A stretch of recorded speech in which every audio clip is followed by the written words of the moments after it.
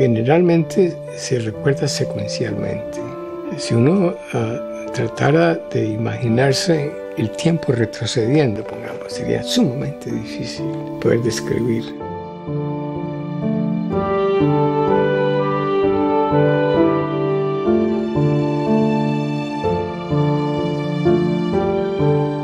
Lo que estamos haciendo es reconstruyendo una serie de eventos que ocurrieron en la dimensión tiempo y la dimensión espacio, en dónde ocurrieron y cuándo ocurrieron. Pero él tiene el mérito que se hizo solo, ¿no? Eso no se lo quita a nadie. Y ser latino, colombiano, en ese medio tan duro, yo me quito el sombrero, porque le tocó con las uñas pelear contra todo y contra todos.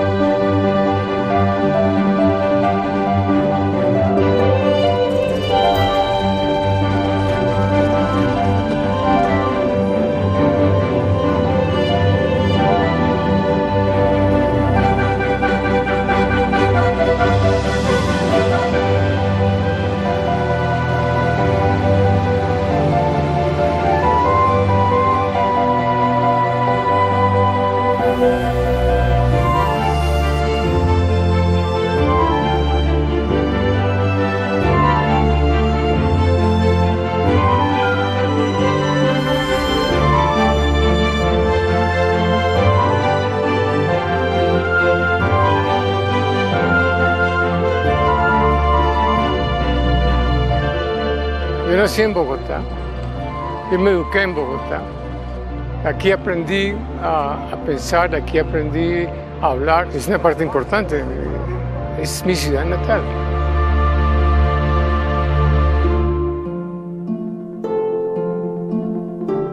Mi padre era cirujano de United Fruit Company, entonces ellos se fueron a la costa.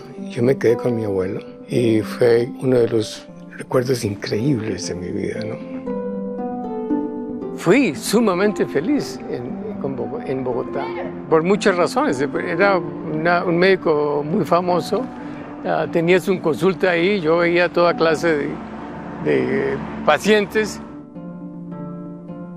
Rodolfo tenía 3 años, pero para él era todo. ¿Por qué? Porque mi abuelo era el que le mostraba, le enseñaba. Vio la primera persona epiléptica que él vio en su vida, a uno que le dio ataque de epilepsia en la puerta del consultorio de mi abuelo. Porque en la misma casa donde vivían, en el primer piso del consultorio de mi abuelo. Entonces Rodolfo vio, entonces mi abuelo le explicaba a esa edad. Y ahí empezó mi amor por el cerebro. Es decir, y con él se podía charlar muy claramente. Y los pájaros tienen también. Pero entonces nosotros somos el cerebro, es decir, somos un cerebro. Y tenemos un cuerpo con los cuales movemos y comemos y digamos, toda clase de cosas.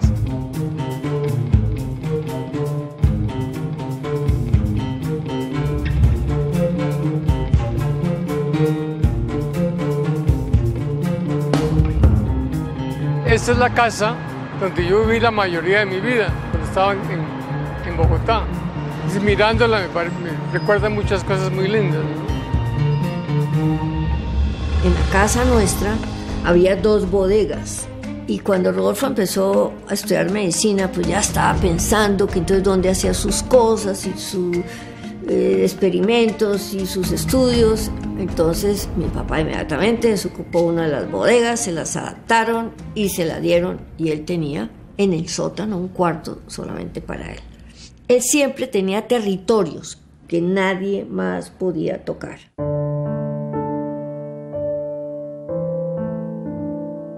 Él tiene hoy día una atracción, o ha tenido toda su vida, una atracción especial por mi abuelo. Él tenía que hacer algo con investigación, incitado por mi abuelo. Él era el que lo llevaba, le mostraba, le decía, le enseñaba, pregunte, haga esto, eso. Eso creo yo que fue la influencia grande de Rodolfo.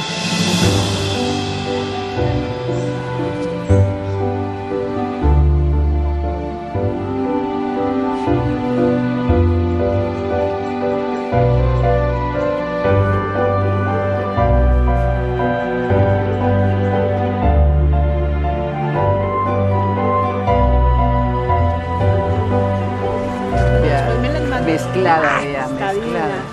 Mire, esta parece una mariposa. Ya le saqué. No, la cara está divino. Ay, está divino. Sí, parece una persona, ¿cierto? Cierto, cierto. Ay, hermosa. Parece eso. Uno se imagina cuán antiguas son, que son posiblemente 300, 400 millones de años, que es de una complejidad de forma y una complejidad de estructura íntima. Es decir, que es más que pétalos, es un objeto biológico precioso, suficientemente atractivo para que pueda atraer pues, a las abejas y las avispas. Increíble. A mí me conmueven. Que le conmuevan a un insecto es casi increíble. Esta es la que yo quiero, ¿no? Fantástico. Esto es biológicamente de una riqueza absurda. Realmente, la vida tiene mucho tiempo. Nosotros acabamos de llegar, ¿no? Le queríamos pedir un grandísimo favor. ¿Nos regala un autógrafo? Pues imagínense con qué placer, hombre. Muy amable, muchísimas gracias. Ay, Gracias. Dios me lo bendiga. Gracias. Que esté muy bien. ay, es un placer verlo, no se Pues imagina lo imagínense, feliz ¿qué que me cosa? hace. ¿Cómo le va? Fue muy sorprendente la cantidad de gente que lo paró y que la foto. Y veo que es sumamente reconocido. Pues gente normal de la calle. A mi hermana y a mí, cuando uno dice Patricia Ginás, usted es algo por casualidad del científico, del neurólogo, ¿no? Del neurólogo. Sí, bueno, él es neurofisiólogo, pero sí. Tuve por primera vez un cerebro humano en mis manos cuando llegué a medicina, después de 1952. Antes de eso, había ya pues hecho estudios en animales. Entonces tenía toda clase de cerebros en frascos y los disecaba, en fin. Realmente el cerebro ha sido, lo he estado manoseando durante muchos años, ¿no? Él estaba en la época de la cacería de gatos. Y pues no quedó gato vivo en el vecindario, ni de amigos ni de enemigos. Y casualmente mi mamá me había regalado un gato que yo protegía mucho de las garras de Rodolfo. Y un buen día se perdió el gato. Y se me ocurrió preguntar si alguien había visto el gato. Y entonces Rodolfo muy lentamente me dijo, sí, yo sí sé dónde está el gato. Y el cerebro del gato está en el frasco en el laboratorio. Me llamó la atención qué tan diferente es del resto del cuerpo. Primero, uno puede meter el dedo, no es duro.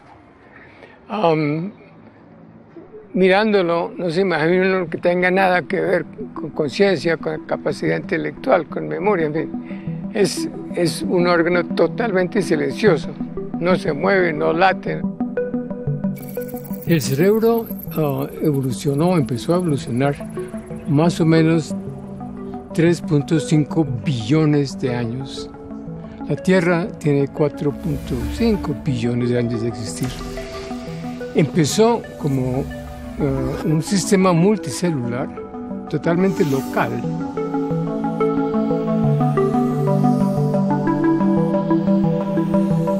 Medio billón de años después, las células nerviosas se juntaron y formaron grupos, núcleos y conectividad.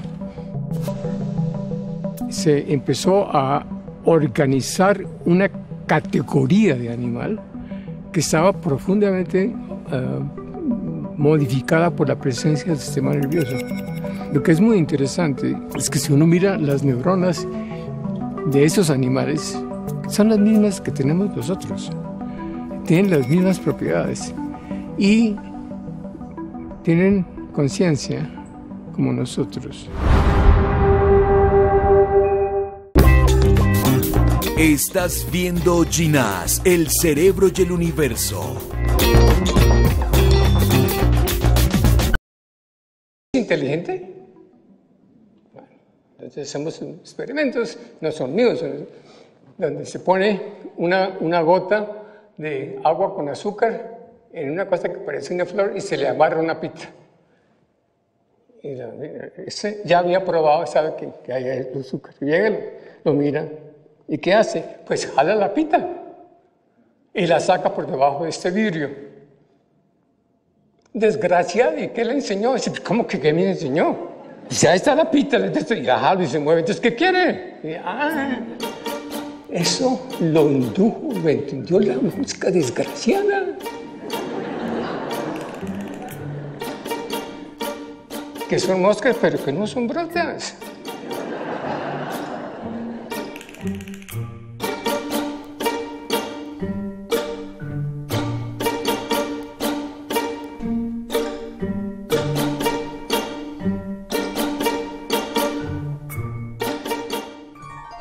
Pues hay un pájaro aquí, pues, ¿no? Es la que se mira en el espejo.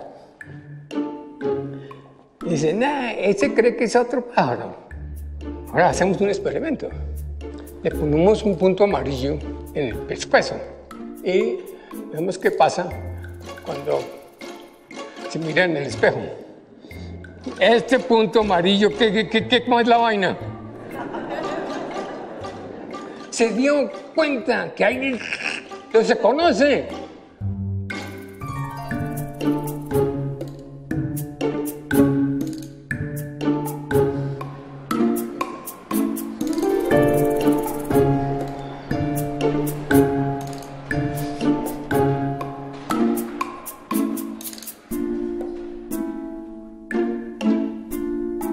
¿Qué podemos hacer para mejorar la calidad de la enseñanza? Hay que hacer educación en contexto, hay que cambiar la metodología, hay que entender la importancia de la ciencia. La ciencia en un país es casi tan importante como su ejército. En fin. Desgraciadamente, la educación es mala en todas partes del mundo. Y es mala porque se le enseña a gente cosas que no les sirven. Tengo dos preguntas. La primera es si en el futuro se puede hacer implante de cerebro en el ser humano. El problema es que usted es su cerebro. Y además que le quitamos su cerebro y ponemos un cerebro nuevo, lo que hemos hecho es darle a ese cerebro su cuerpo. Esa es una pregunta que la gente hace con mucha frecuencia. Creen que son el cuerpo, pero no son el cuerpo, son el cerebro. De modo que no. Quizás si uno diga que quiere un mejor cuerpo, eso sí se podría hacer.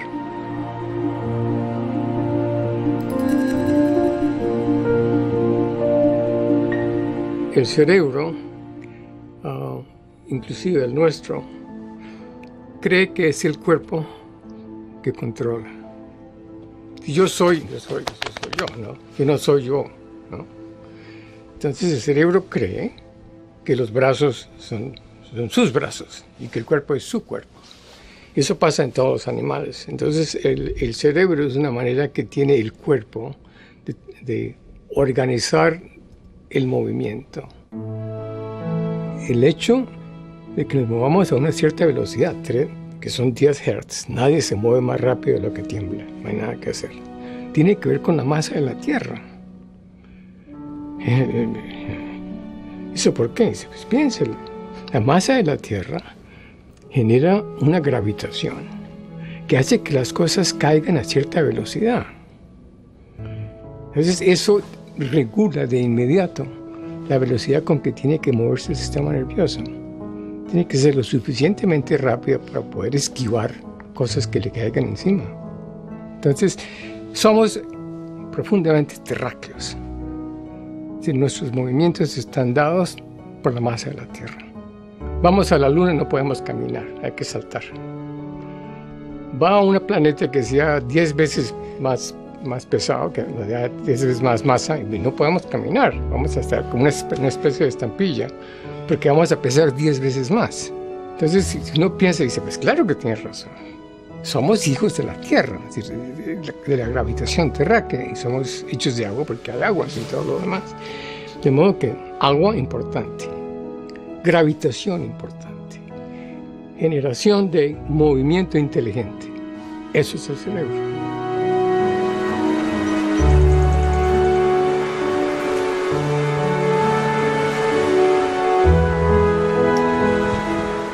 necesito tener fuera de la ciencia que hago en cerebro otro tipo de diversión. Entonces, siempre me había gustado la astronomía desde niño. Entonces resolví que teniendo esta casa no sería tan difícil hacer un observatorio.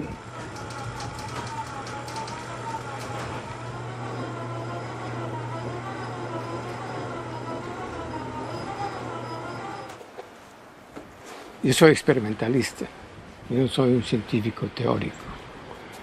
Entonces yo necesito poder hacer las cosas conmigo misma, ¿no? Entender directamente lo que estoy haciendo. La astronomía, como la neurociencia, me permite hacer exactamente eso. Entonces es el placer de utilizar el cerebro para entender cosas que uno quiere entender, sin tener que leerlas.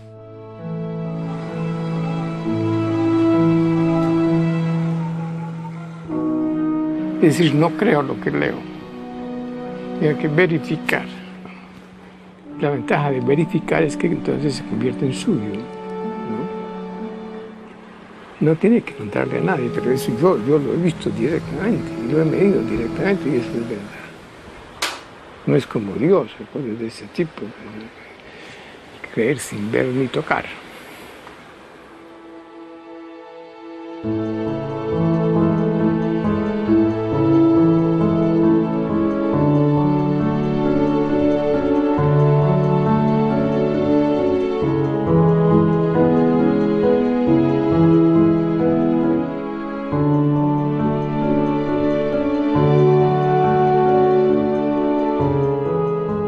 Una de las situaciones más preciosas desde el punto de vista intelectual es el poder localizarnos en un universo infinito.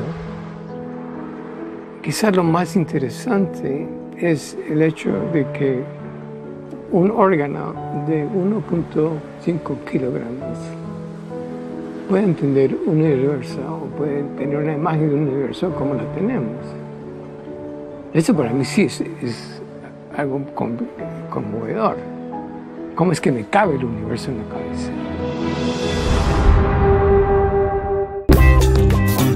Estás bien.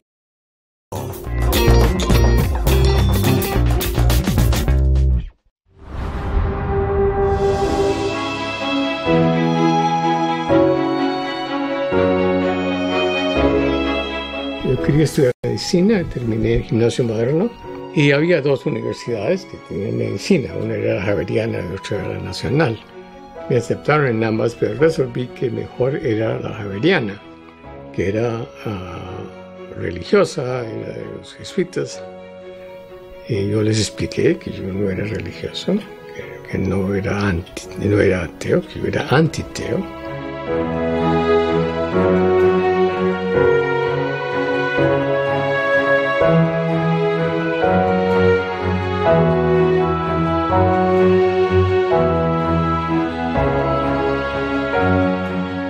El problema con la Javeriana fue muy interesante porque se requerían 2 años de anatomía con una gran cantidad de detalle y los primeros 3 meses estudió osteología. Y la osteología consiste en conocer los huesos, sus nombres, con quién están articulados y los músculos que llegan a los huesos. Decía, no, pero esto no sirve para nada, porque yo no sé dónde están los músculos y lo único que sé son los nombres. Entonces, ¿por qué no vamos y miramos? Entonces, el señor Alcibiades era el señor que estaba a cargo del anfiteatro. Entonces, llegamos una noche a Alcibiades y el señor Alcibiades nos le damos una cierta cantidad de dinero.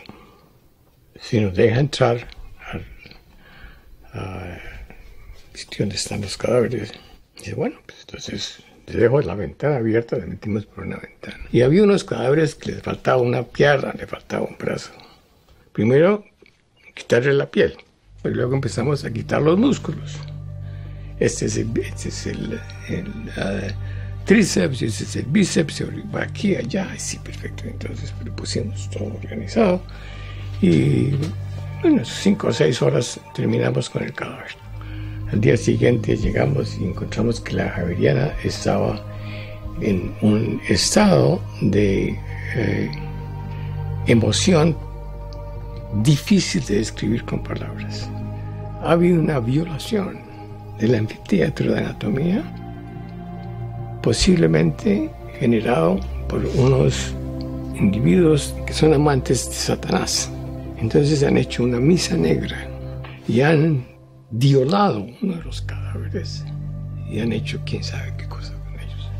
Tenemos que cerrar la escuela de medicina y que venga el arzobispo a bendecir. Pero dije, mire, fui yo. Necesitaba saber la anatomía. Pues, quité la piel y mire los músculos. Dice, pero usted no entiende que esto es una violación de un cadáver. Ese señor estaba muerto. Y entonces se reunieron y después, el día siguiente, hubo el veredicto. Y el veredicto es que no nos votaban de la universidad. Pero teníamos que responder preguntas de anatomía todos los días en público. Entonces aprendimos anatomía como no se imaginan. Todos estábamos muy conscientes de el recorrido de Rodolfo en su carrera de medicina. Siempre había quien nos dijera cómo iba. Él contaba mucho. Entonces, en mi casa se respetaba profundamente a Rodolfo como estudiante de medicina. Él, después de comer, se vestía de estudiar.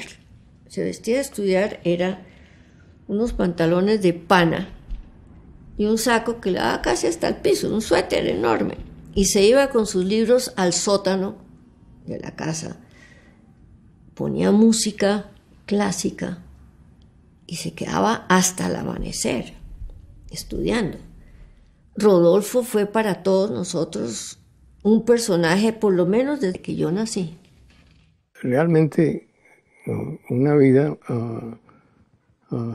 sumamente protegida, con un gran valor dado a lo intelectual y lo original. Esa libertad intelectual y ese modo de mirar las cosas es lo que yo soy. Yo me hice en esos años.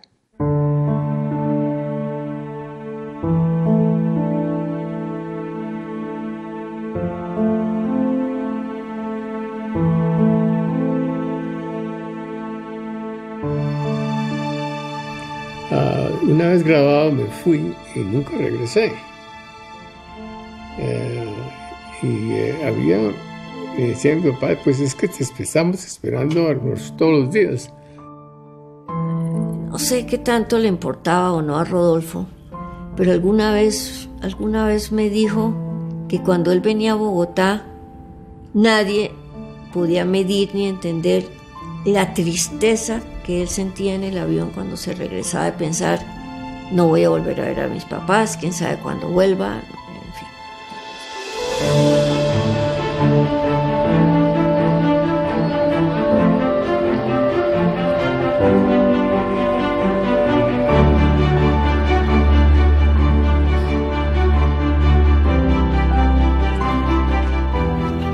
Yo trabajo bastante. Ahora, en Nueva York, pues imagínense, está arte, está música, está el centro cultural del mundo, digamos, ¿no? Entonces vine a hacer neurocirugía al Mass General en Boston. Empecé a hacer neurocirugía y no me gustó. Ellos simplemente cuchareaban un poco el cerebro, no entendían lo que estaban haciendo, sacaban tumores, en fin. Entonces era una situación muy diferente de tratar de entender cómo funciona el sistema nervioso. Entonces resolví que no iba a hacer neurocirugía. Empecé a hacer registro intracelular y ya de inmediato descubrimos un poco de cosas increíbles. Entonces empezaron a salir trabajos originales. Fui a Holanda a presentar un trabajo sobre inhibición dendrítica y estaba el profesor Eccles, que era famosísimo, claro, que ha hecho trabajo de transmisión sináptica y se paró y dijo, mire, la inhibición dendrítica no existe. La inhibición tiene que estar en el cuerpo, porque ahí es donde se produce el potencial de acción. Y digo, no, me da mucha pena, pero los registros son esto y esto, y no hay, aquí no es cuestión de negociar, así es. Entonces, claro, bueno, claro, este señor tenía 60 años, yo tenía pues 28 años, 27 años. Digo, no, mire, véngase para Australia y lo hacemos, y verá. Digo, perfecto.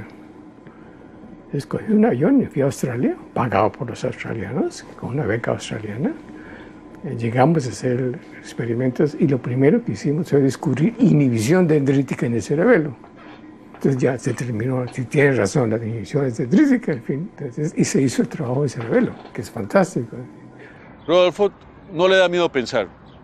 Entonces, cuando a usted no le da miedo pensar, cuando no le da miedo proponer algo nuevo, eso genera demasiada controversia.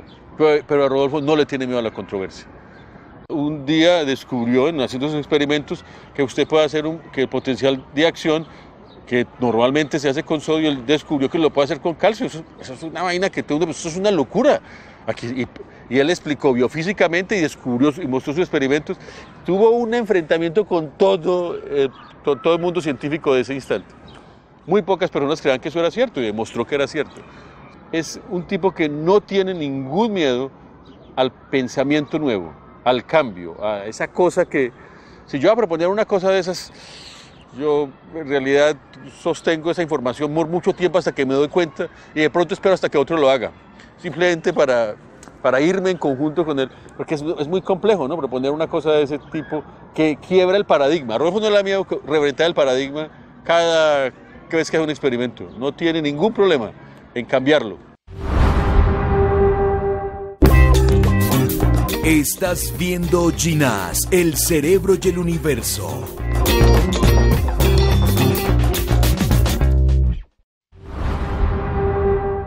Nosotros descubrimos las propiedades intrínsecas y eso fue una pelea del diablo, porque la idea era que las células, cada célula tiene una postura funcional dada, si tiene una serie de canales, todas las células oscilan, tienen una actividad intrínseca propia.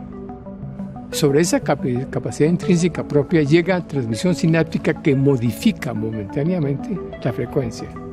Y eso es el sistema nervioso, ni más ni menos. Llegó hasta el punto que inclusive tuve que proponer una ley respecto a la organización de las células nerviosas. Y alguien resolvió que se debía llamar la ley Ginás. Bueno, la ley Ginás dice lo siguiente: una célula no es reemplazable, una célula de cierto tipo no es reemplazable por otra célula.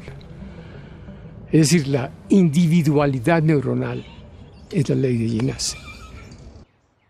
Very complex thoughts and very complex ideations, especially when he feels that people aren't listening to him or when he disagrees strongly with somebody. So I remember in Woods Hole when I was a child, and we would go to the Friday night lectures, and they would call them the Friday night fights, because people would get up and say, yeah, you don't know what you're talking about, that experiment is crap, and the other people would yell at each other. And it was always interesting because people really thought scientists, these guys just hate each other. So no, not at all. If you can defend your work and your ideas and your point of view, then your research, your ideas are probably right. If they are indefensible, if they cannot take criticism, and this goes across all walks of life, then you are probably wrong.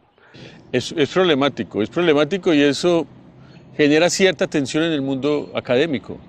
Que alguien se disponga a hablar de manera innovadora, de manera creativa, de manera casi que con una perspectiva muy única de la forma como funciona un canal iónico o la importancia que tiene el potencial de acción o las corrientes iónicas que generan un potencial de acción de cierta característica, a que hable también de los mecanismos de la memoria, que después hable de los mecanismos electrofisiológicos de la conciencia y finalmente de la conciencia como tal. Eso genera, digamos, cierta reticencia en los científicos.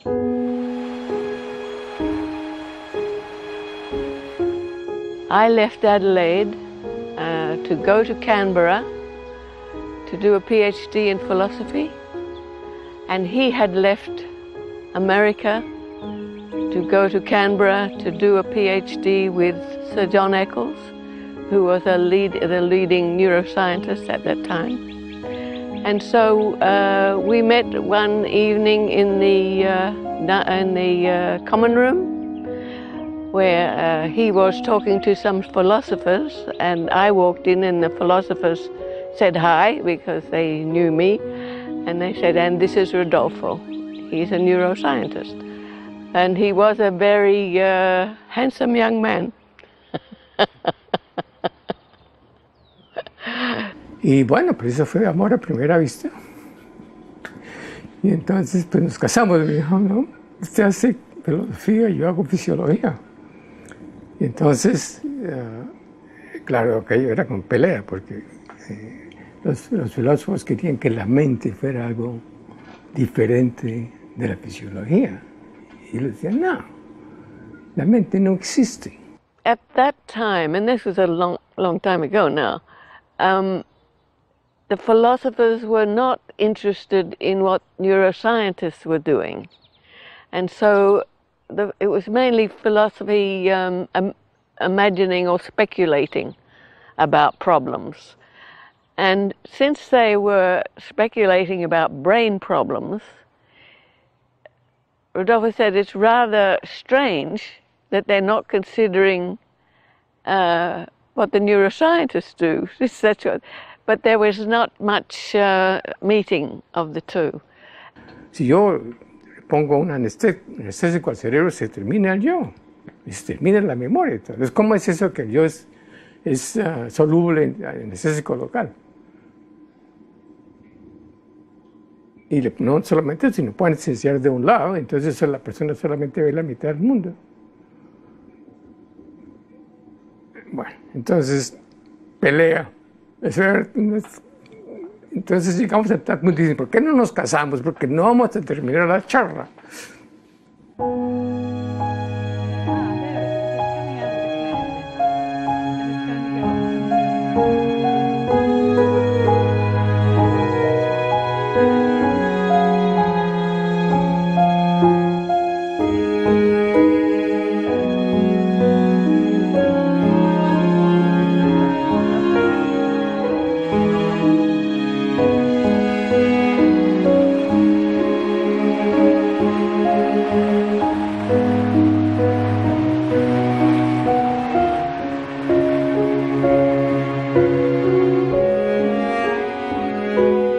Yo me muero todas las noches.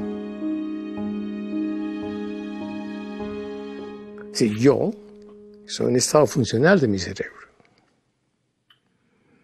Cuando duermo, ese yo muere. No existo. Y por la mañana cuando me despierto, aparece de nuevo Rodolfo, ¿no? Con todas sus cosas, en fin. Pero conozco la muerte, es decir, después de que uno se despierta, uno sabe que tuvo un tiempo donde uno no existió. Dice, estaba dormido. Y eso pasa cuando a uno lo anestesian o cuando le dan un buen garrotazo en la cabeza. Total, no entiendo por qué la gente le teme a la muerte cuando la conoce tan bien.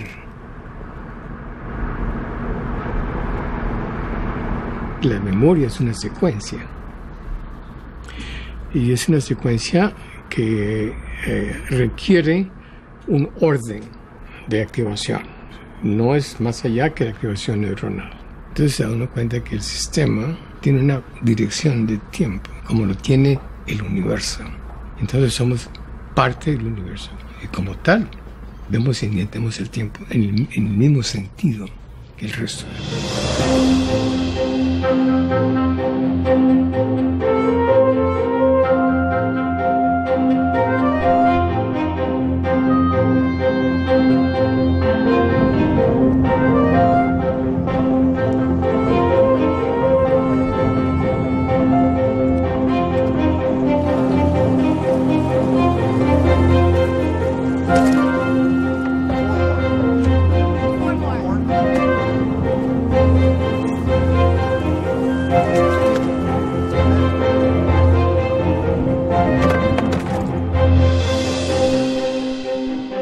La pregunta es, pero ¿usted por qué se va a Woods Hole? ¿Por qué se va de Nueva York con un equipo inmenso para este instituto en el mar?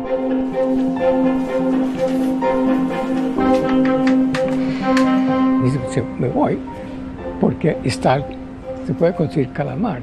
Los calamares son muy difíciles de conseguir y son muy difíciles de mantener.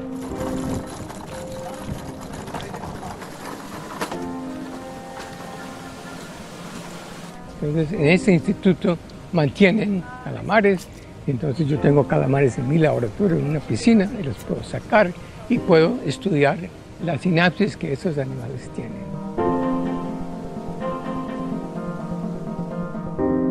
Yo he estado 50 veranos en este lugar trabajando en la sinapsis gigante del calamar.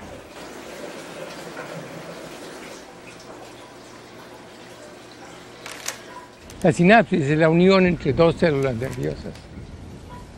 Una célula nerviosa comunica información a la segunda célula nerviosa y lo hace químicamente, no eléctricamente. Nosotros trabajamos en la sinapsis gigante de calamar porque es enorme, es más o menos 10.000 veces más grande que la sinapsis común y corrientes. Esto implica que uno puede hacer mediciones biofísicas precisas de cómo funciona la sinapsis química. La razón de estar aquí es entender la fisiología, la biofísica y la bioquímica de transmisión sináptica, que es un punto esencial en entender cómo funciona el cerebro. Entonces empezamos simplemente a ver cómo es que funciona esta sinapsis. Habría que disecarla del calamar, abrir el calamar, sacarlo.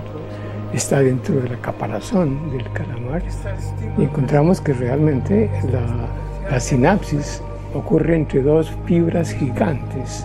Y entonces es posible hacer registros intracelulares de la fibra presináptica y la fibra postsináptica.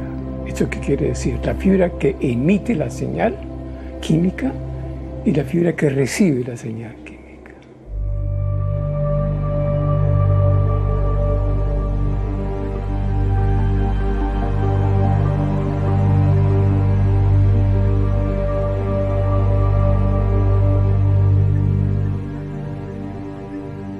Entonces, una vez descubierto eso, empezamos a ver cómo es que funciona. Se puede medir el calcio, se puede hacer una imagen de la entrada de calcio, es decir, empezar a disecar los pasos requeridos para que se produzca una liberación del transmisor rápida y no continua, es decir, que solamente se produzca cuando hay un potencial de acción. Eso nos ha costado 40 años. When I was a kid, one of my favorite books was something that's called How Things Work. And that's what science is. And you have to like it because most of the time it doesn't work at all. So you have to just do it again and find out what was wrong and do it again. So you have to really like doing it. Everything we've done has worked in the end. So there's nothing really that didn't work. We had here in Woods Hole with the squid synapse, we submitted a paper because we had done something for the first time. And what happened is the reviewers didn't believe us. So I remember sitting and having to go through, at that time there was just film. We had to look through the film and we had to find 12 examples because they didn't believe that we'd really recorded calcium currents in the squid synapse. That was very depressing because it was boring.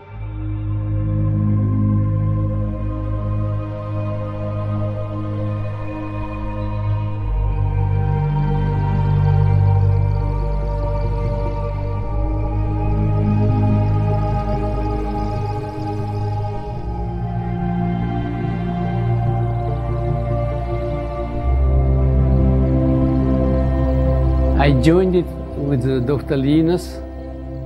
It was 1977 in the fall. I came to New York and joined his lab.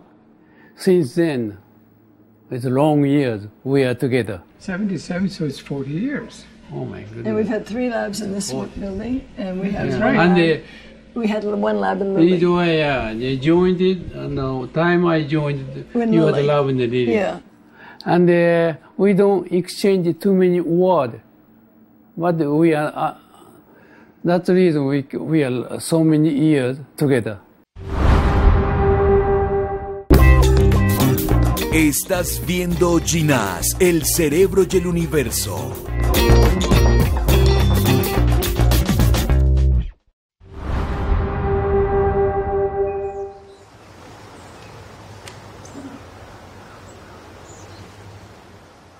So in synaptic transmission, what people understood was that a chemical came out of one nerve and it touched the other nerve and it made it active. But people didn't really understand how it came out. They didn't understand how it was controlled. And so when we were able to record that calcium went inside the presynaptic and then it allowed the chemical to be released. And so no one had really understood that. They had indirect ideas. They thought that's what it was, but no one had ever shown that it really, really happened. So it was a direct demonstration of a fundamental property of nerves talking to each other. Entonces el primer artículo que hicimos fue un artículo sobre canales de calcio. Yo sabía que era importante el trabajo que estábamos haciendo, pero no sabía que la importancia para el mundo científico en ese instante que eso tenía. El próximo paso es importantísimo y es fantástico. El próximo paso es, ¿qué podemos hacer para entender la patología sináptica? Ya sabemos cómo funciona. Entonces pongamos, en Alzheimer's, se puede hacer una interpretación bioquímica, biofísica de lo que pasa en el sistema nervioso durante el Alzheimer's.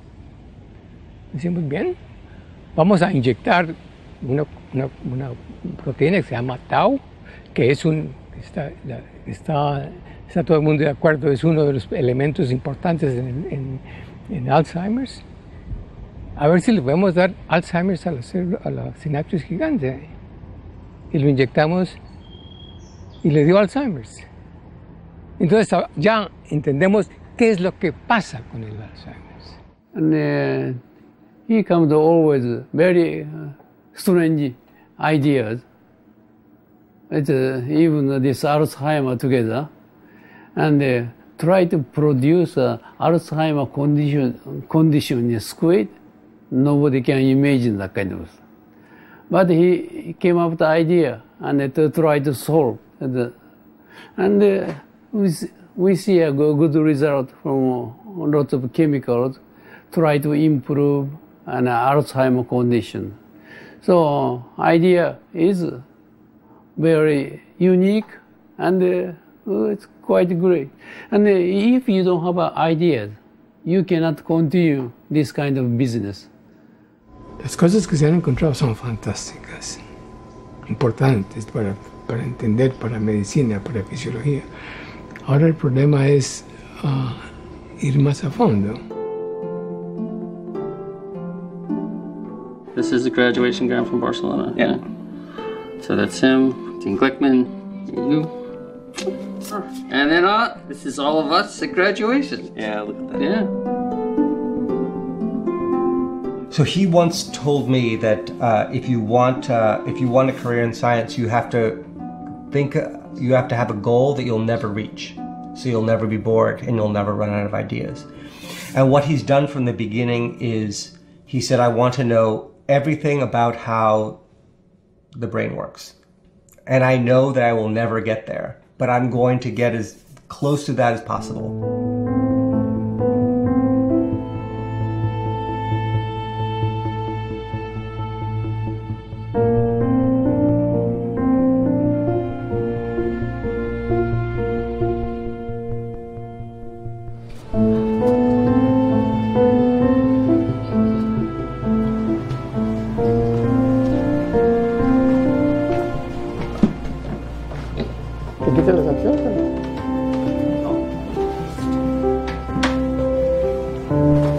hemos visto el trabajo del calamar y hemos hecho el trabajo en electrofisiología y esta es la parte humana. Entonces nosotros hacemos magnetoencefalografía, que es una manera de registrar la actividad cerebral mediante el campo magnético que produce su función.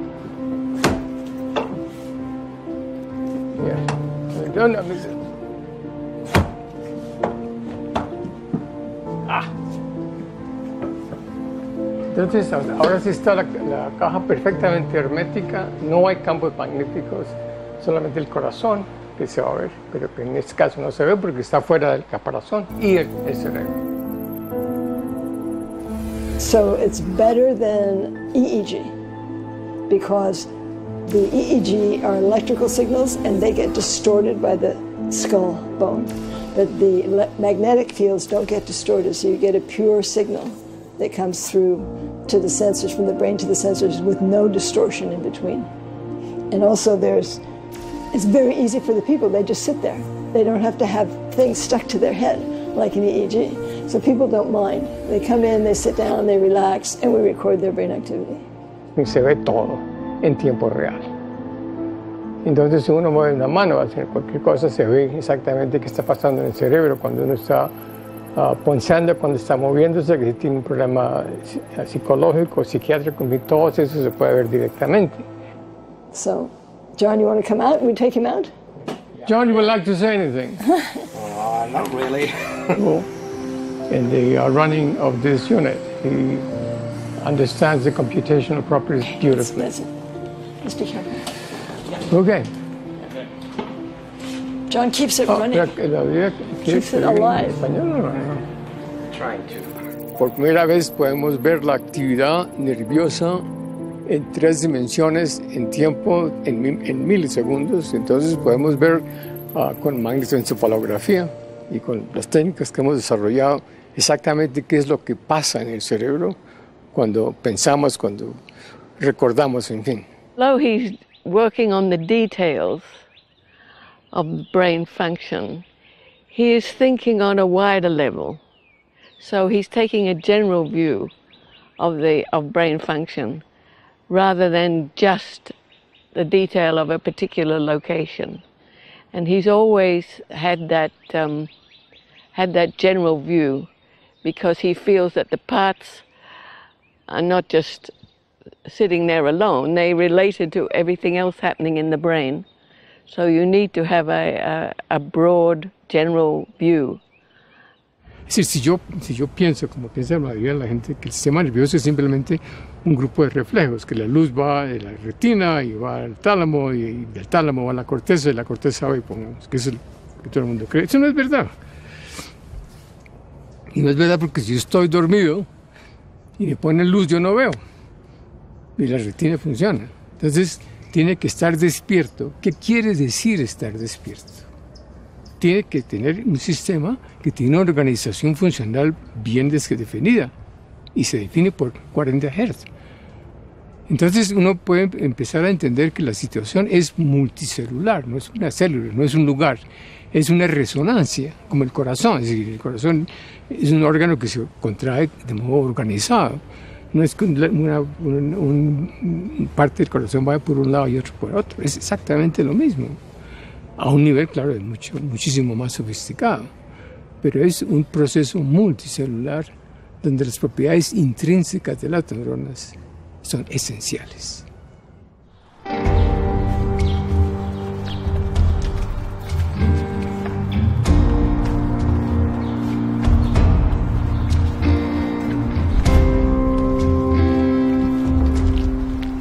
Este es uno de mis lugares favoritos por la situación. La naturaleza es preciosa y es un lugar donde la mayoría de la gente nunca viene. Viene a Nueva York y entonces les ocurre que puede haber un lugar como este, ¿no? Se oye el gemido de la ciudad.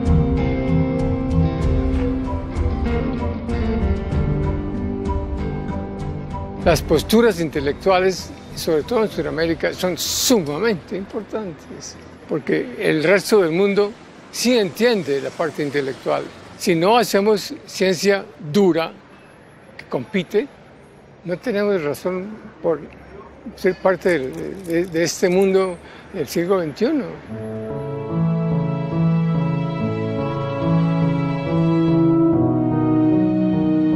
La vida es inevitable. La vida es una propiedad de la materia. Es decir, dadas ciertas circunstancias, la vida aparece. Y por lo tanto yo creo profundamente que no existen solamente en la Tierra. Es una de las propiedades de la materia, no hay nada más.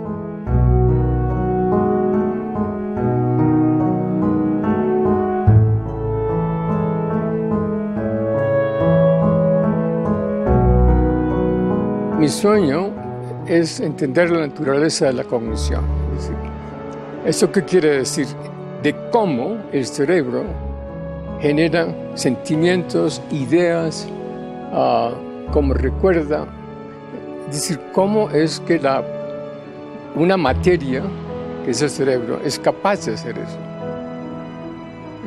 Creo que es la pregunta más profunda que se puede hacer en ciencia.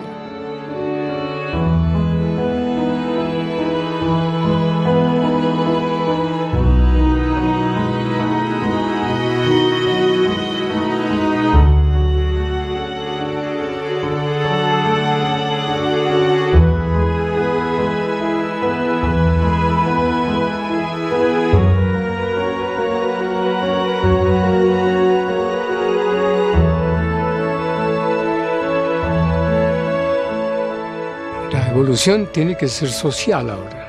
¿Y qué podemos hacer en conjunto que no podamos hacer como individuos? Y eso es la política, esa es la estructura de naciones, esas son la ciencia, el ejército, en fin. Se está creando un hipersistema humano. Desde nuestro punto de vista, lo que tenemos es lo que va a ser, lo que va a haber.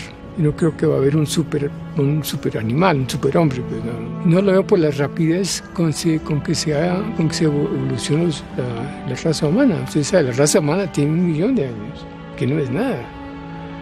Y Neandertal y el Cro-Magnon y todas esas cosas son de 100.000 años. Y en total, pues es segundos en la historia de la biología, ¿no? Ahora, lo importante es si somos suficientemente inteligentes para no matarnos, y somos suficientemente inteligentes para apreciar la belleza de la vida misma, y somos suficientemente inteligentes para asegurar que todo el mundo tenga derecho a la existencia.